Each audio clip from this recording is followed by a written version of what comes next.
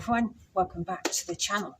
It's a cold February day today, but as you may have seen from a previous video, TeeCee had his battery replaced beginning of this year. Now, I only left it 4 weeks and there's no juice left again. So I decided to have a look at the battery cable. I know you can see a red cable there. Now, I took the cable off and I was looking in the end of it, and it was, how we say, green. It wasn't good and not very flexible, and the cable was basically 50 years old, so was the car. Now, I need to change the negative cable, but I didn't really get round to that. So, the cables that were already on the car, there was one cable from the starter motor going to a bolt, and then joining that bolt was a second cable. So, and the connections weren't clean, so that, I am thinking, would not have helped with power from the battery to the starter motor. So these two cables are spanking brand new. So yeah, it's gonna go on the car. And this in the middle, you would have seen that from a previous video, is a kill switch. So I've actually left the kill switch handles at home, but we will sort that out. Can't be in kill mode at the moment. I don't know. So what I'm going to do is get this bolted on, or get the other cable off the starter motor first. I'll try and bring you in. I'm not too sure how much you're going to see, but let's get the bonnet up, and we'll get underneath it, and we'll have a look. Okay, you are perched rather precariously at the moment on the side of the Cortina. Now, I don't know if you can see down there. Let's shine the torch down. You probably can't. Actually, maybe you just can. If you look right there, that's the bolt for the starter motor. And it is I believe it's it's 13 mil, because I tried a 12 first and it was too small. So I'll try and unbolt that now. Let's move this toolbox, because we don't need it now because we found the right size. I'm just hoping that the cable on the new wire, I'm hoping that the adapter is the right size. I don't need that there, but you guys might. Let's put that there for a moment so it's out of the way. Let's try and reach down there and undo it.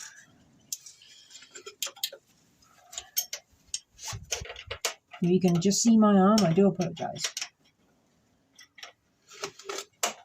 Oh, there we go. Oh, it's not easy down here, actually. It's quite cramped. And trying to lift up, there's wires in the way. There we go. And I dropped the spanner immediately, but it did come undone though.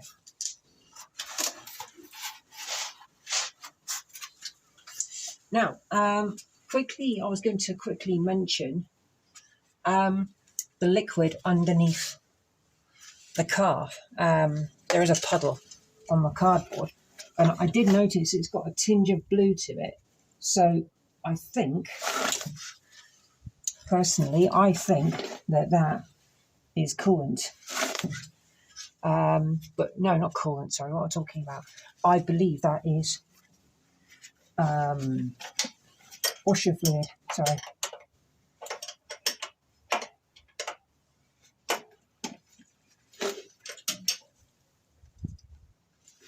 I don't think I actually undid that, you know.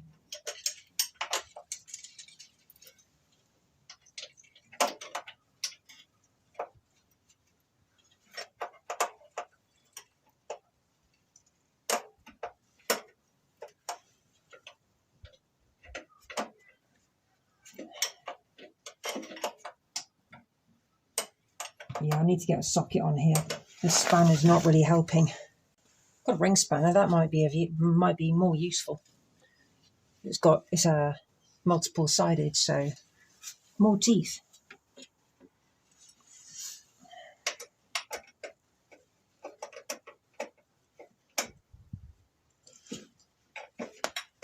Yes, it's turning.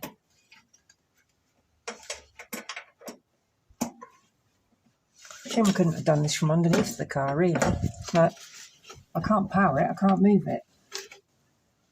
There we go. Hello.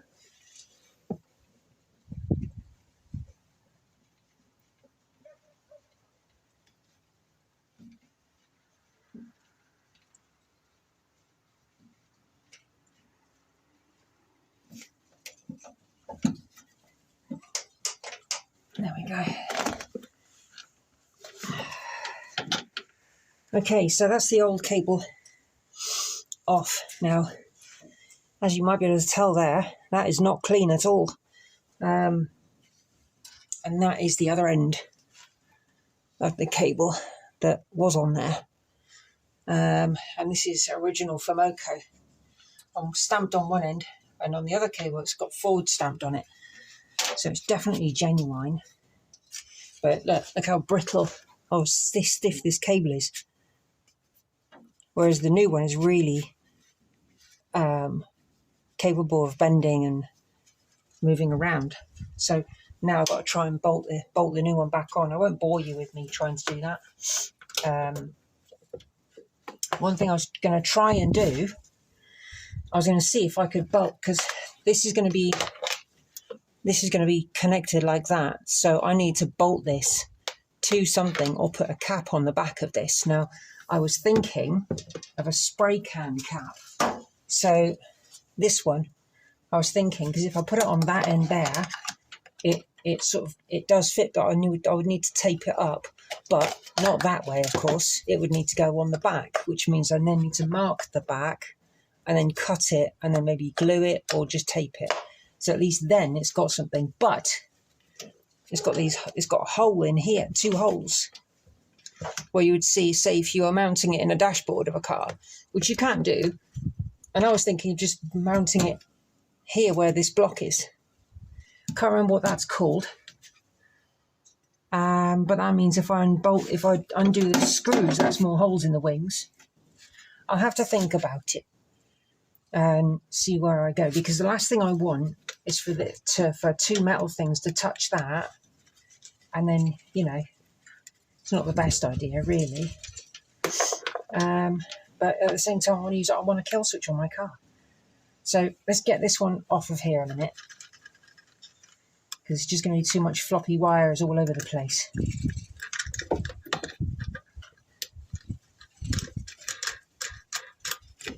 Right.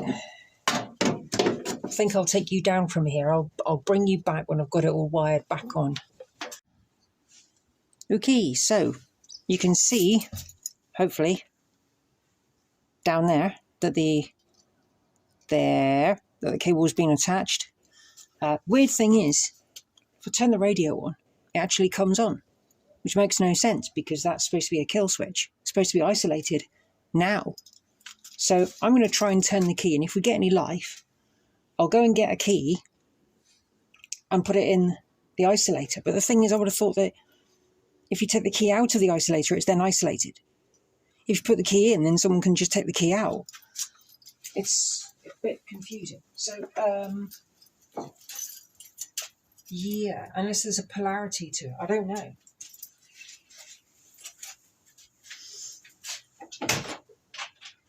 I know there's not a lot of juice in the battery, I know that.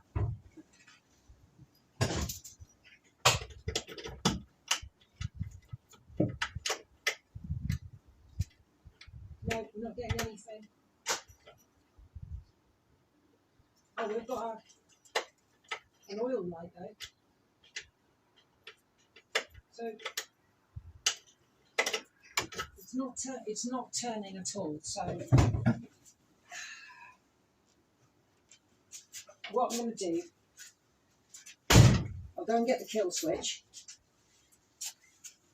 for the actual key itself, and then we'll hook up Connie to the engine and see what we can do. Hang on, I'll just untether you from that bit. Okay, so yeah, get the little red key things. I should have left one in the car, really. I didn't think. And I should have grabbed one before I even came here today. But as these things go, you're working on a YouTube channel. Things don't always go to plan. So, right, next port of call, get home, get a key, come back, put the key in, hook up Connie to the battery terminals here, so you can get a bit of juice into the TeeCee and get him fired up.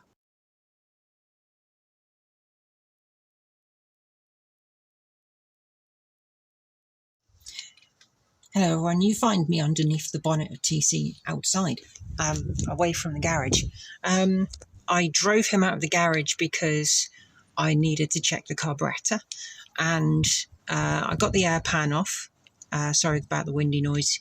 It may pick up, it may not. So I've adjusted the mixture screw, not the tick over. I adjusted the mixture screw.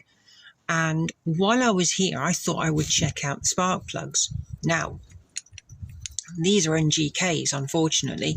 I will change these. It's always the way, isn't it? Wind picks up when you're filming. I'll see if I can prop you up, actually, so it might be a bit easier. Let's put you there. Okay, a bit of sandpaper in the way. Okay, so this is one of the spark plugs, and it's gross. They are all really bad. The first one I took out, which was closest to the bulkhead, was black, and it was wet.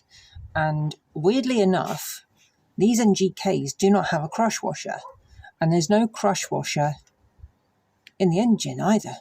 So all four of these have no crush washer. The reason I pulled out the first spark plug is because the engine was running, and while I was adjusting the mixture screw, the cylinder 4 bubbles were coming up, and there was oil pooling where the spark plugs were screwed in. And then I noticed that the rocker cover is wet, so I went to tighten up the nuts, or the bolts, sorry, and they weren't very tight. And I think that's an oversight on my part, because I didn't want to do them up too tight and break them or damage the cork gasket. But I'm learning, so you can give them a bit more pressure. So all I can do right now is make a note of what these spark plugs are. I'm just going to grab the rag.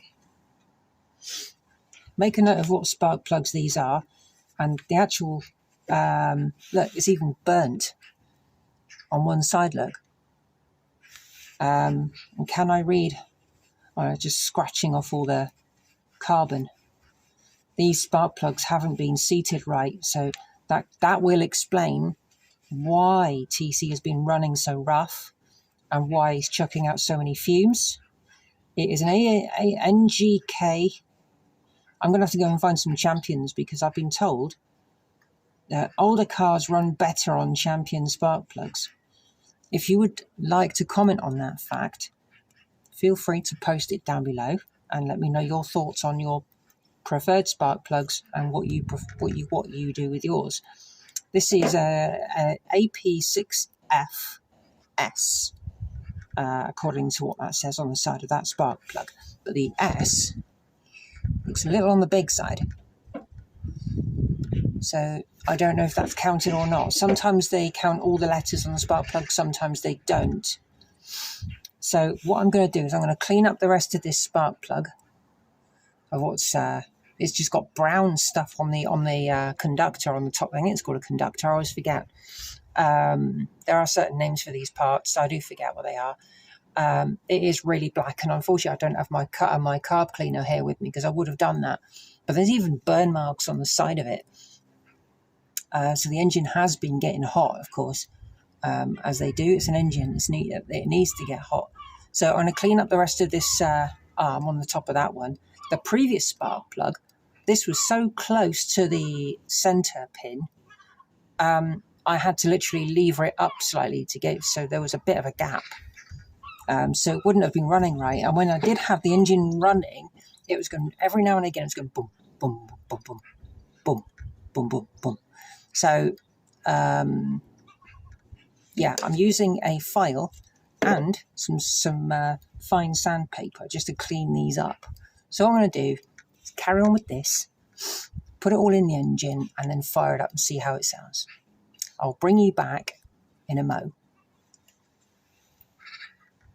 Okay, so I've taken out all 4 spark plugs, cleaned them up, put them back in, and I've used a 10mm on all these, the nuts across here, apart from that one, which was really difficult to get to. I need a 10mm socket and I can't find it. As usual with a 10mm socket. Anyway, as you can see, the airbox is off. I've adjusted the mixture, so I've turned it in a few turns. So let's see if we can fire him up. Red light on dash. Come on, TeeCee. Maybe he hasn't got a bit of... Give him a few pumps with the fuel. Hang on.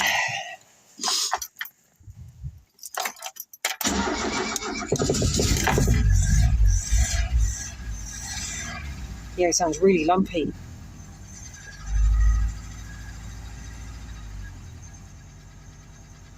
Yeah, it doesn't sound right at all.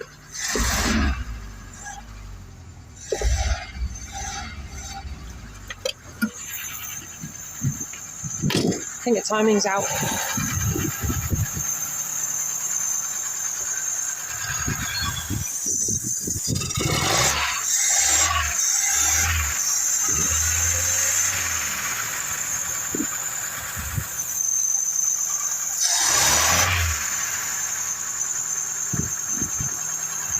Look at that engine. I think he's wobbling too much. I think he's rocking way too much.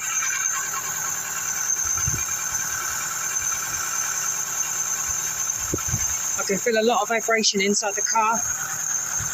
You can see, I don't know if you can tell actually.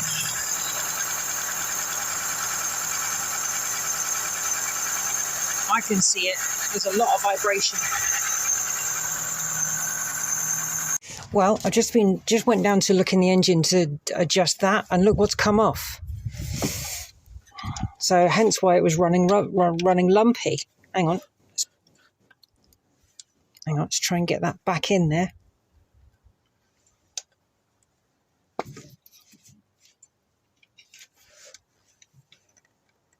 Hang on. That doesn't feel very snug. Maybe it's not open wide enough. Maybe I need to open that a bit just to make sure that it's fitting properly. One moment, please. Shall we try again?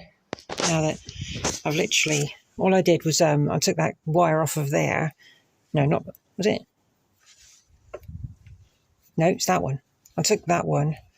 The copper was very dull, so I've just cleaned it up a little bit with some emery.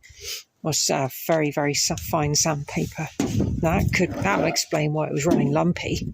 I better move that spanner actually. Don't want that falling anywhere. Okay, let's fire TeeCee up.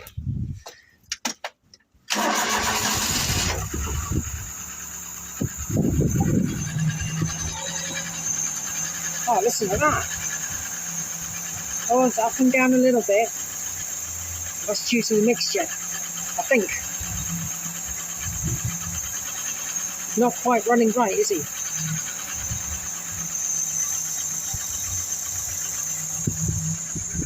Thing is, I think if I had a rev counter inbuilt into the car, it'd be fine.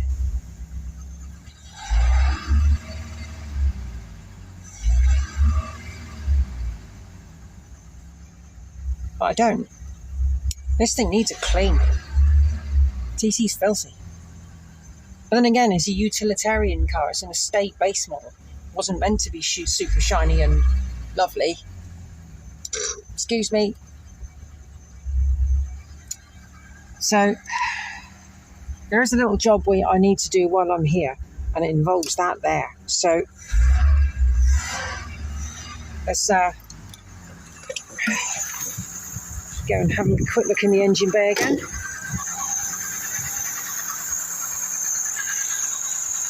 Now, he's running nicely, but I want that gone.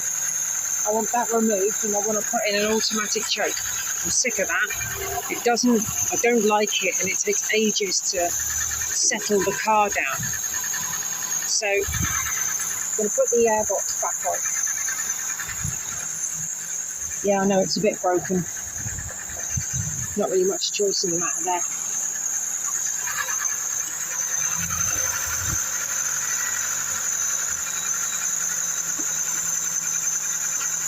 Okay. There we go. I'll screw that down. The engine is running nicely, which is good. I will need to top up with oil because it was leaking from the gasket. I'm going to check these bolts.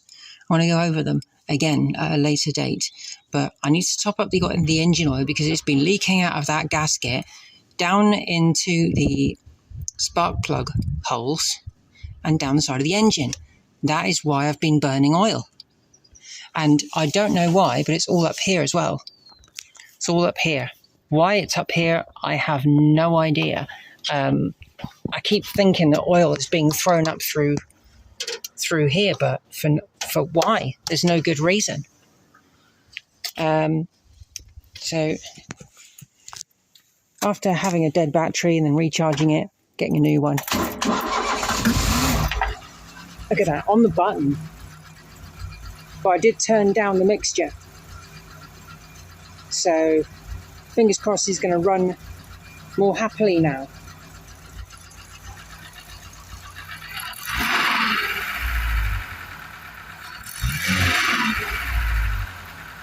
So, yeah, from me, TeeCee, and Connie.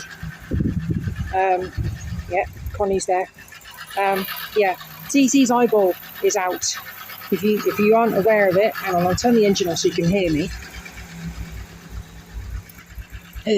Reach. There we go, turn it all off. I need to park him in a minute, so I've got to fire him up again. Right, I took out the headlight because the surround is all rusty, and the pins which hold the headlight in, I'll show you on this side. Where are they? These ones here. On the other side, they're all in really poor condition. This is just in poor condition as well. It's just really mega rusty. But this headlight is more secure than the other one. This bit back there, that needs to be straightened out, so it leans more against that pin. But you cannot get the plastic brackets in there anymore. So I need to find someone who has a 3D printer who can make these. I need 4 of them, and I don't know, maybe get some more from somewhere, just in case other people need them. But that one there, that's a piece of rubber where it's like a, I don't know, it's like a rubber bush. But that pin there, trying to remove that off the other headlight is a nightmare. It's really hard metal. But these screws come out really easily. But what I'll do is I'll replace them with stainless steel. But that one's a bolt, of course. Well, I don't think it should be. That one's missing. And normally that wing would bolt in through there. So it's like 2 purposes, holding the wing in and holding the headlight straight. So, yeah, and also, where is it? This light here, it keeps coming on and off intermittently. So there is a problem. I don't know if I can do it, actually. I'll turn the lights on. So turn the ignition on. Turn the lights on. And I'll show you. Sorry about holding the phone weird. My hands are filthy. Right, okay, so that light is on. And that pilot light is not when it should be.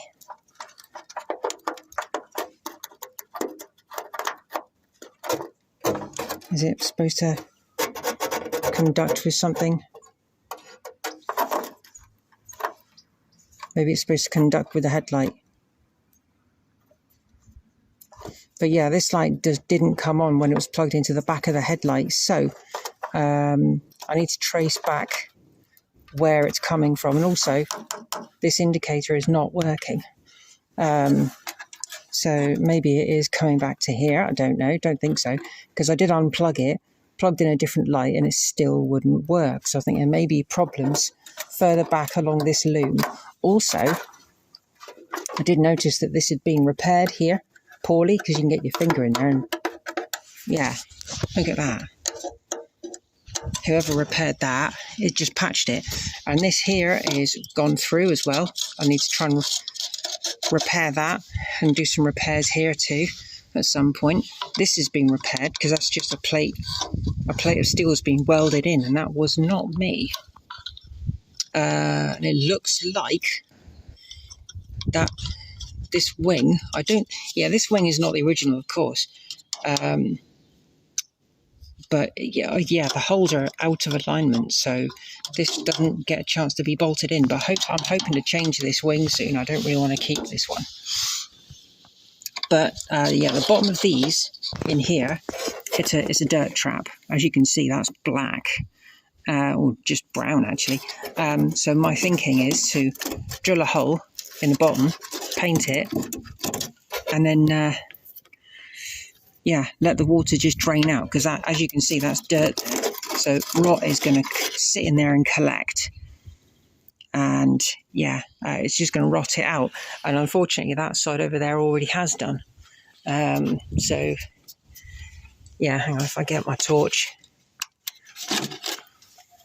and shine it down in there, you might be able to tell. I can't see. Oh yeah, you can just about see that hole down there. I'll put a marker on the screen so you can see it. But yeah, that needs to be repaired as well. Right, so thanks for watching me and TeeCee piddle about with stuff. Try and fix things. I've got the spark plug sorted out, but I will be getting a set of champions. Do not like these NGKs. Even though they're tapered, it just they don't feel right when you tighten them up. It just stops dead. And if you've got a crush washer, you can feel it tighten. So I'm going to look into the champion spark plugs for this, get the oil sorted out, keep an eye on that gasket, and then see where we go, because I've got to get this car to the NEC. I don't want it breaking down on me. I also need to sort out the back end where fumes are coming in, because there are a couple of holes. My thinking is to get some plate steel and rivet over the holes for temporary, then weld it when I've got a welder. Money is coming, YouTube is paying soon, and this year getting more work done to this. And I will be working on Pinky. I'll be working on Buddy as well, because Buddy, it's 10 years since my friend passed away who owned the bike, and it's only fair that I get it sorted. So thank you very much for watching. From me, TeeCee and Connie. See you later.